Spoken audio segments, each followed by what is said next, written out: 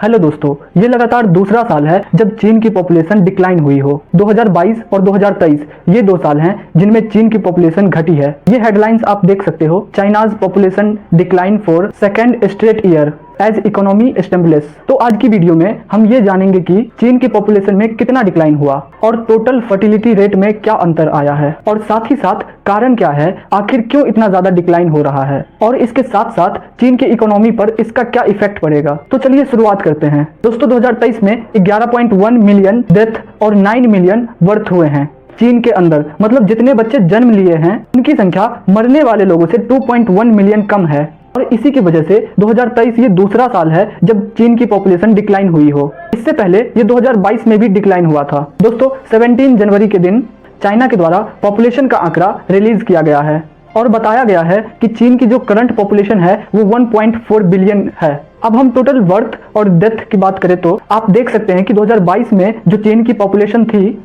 वह था 1.4118 बिलियन। 2023 में घटकर 1.4097 बिलियन हो गया है। कहने का मतलब है कि 20 लाख चीन की पॉपुलेशन कम हुई है। दोस्तों जब भी हम पॉपुलेशन के कम होने की बात करते हैं तो इसका मेजर कारण होता है टोटल फर्टिलिटी रेट। तब एक महिला अपने देश के अंदर अपने पूरे जीवन काल में कितने बच्चे को जन्म देती है, एवरेज की हम बात करते हैं, तो इसीलिए यह पॉइंट सामने निकल कर आता है। तो यहाँ पर क्या है कि जब भी हम रिप्लेसमेंट रेट की बात करते हैं तो यहाँ पर हर एक महिला एवरेज में 2.1 बच्चे को जन्म देती है। तो इसका मतलब रिप्लेसमेंट रेट हो गया, मतलब जो अभी उस देश की पॉपुलेशन है वो उतनी ही रहेगी।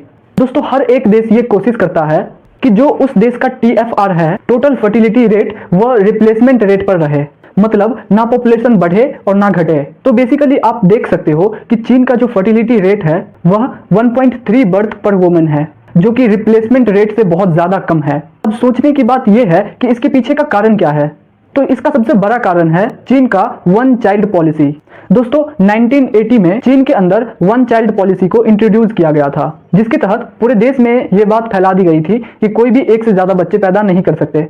अगर ऐसा होता है तो उसके ऊपर पेनल्टी लगाई जाती थी, जिसकी वजह से चीन के पॉपुलेशन में बहुत ज्यादा कंट्रोल आया था। और 2016 में इस पॉलिसी का एंड कर दिया जाता है, क्योंकि चीन को लगने लगता है कि अब उसकी पॉपुलेशन पीक पर आ चुकी है, अब वहां से डिक्लाइन आएगा। इसीलिए चीन वन चाइल्ड पॉलिसी को चेंज करके 2 चाइल्ड पॉलिसी ले आता है। और जब ये कामयाब नहीं हुआ तो 2021 में चीन 3 चाइल्ड पॉलिसी ले आता है, क्योंकि अब वह चाहते थे कि पॉपुलेशन को बढ़ाया जाए, लेकिन अब ऐसा होता हुआ दिख नहीं रहा है। तो अब इसका इम्पैक्ट क्या पड़ने वाला है चीन के ऊपर। दोस्तों चीन के अंदर इस समय 61% ही जनसंख्या ऐसी है जो वर्किंग एज पॉपुलेशन के अंदर आती है, और लगातार बूढ़े लोगों की संख्या बढ़ती जा रही है। तो इससे होगा ये कि यहाँ पर जो थोड़ी बहुत यंग पॉपुलेशन रहेगी को ही देखभाल करना पड़ेगा बहुत सारे बूढ़े लोगों का। तो इसकी वजह से गवर्नमेंट को एल्डरली केयर में बहुत ज्यादा इन्वेस्ट करना पड़ेगा, मेडिकल प्रोफेशनल में बहुत सारा रिसोर्सेज जाएगा।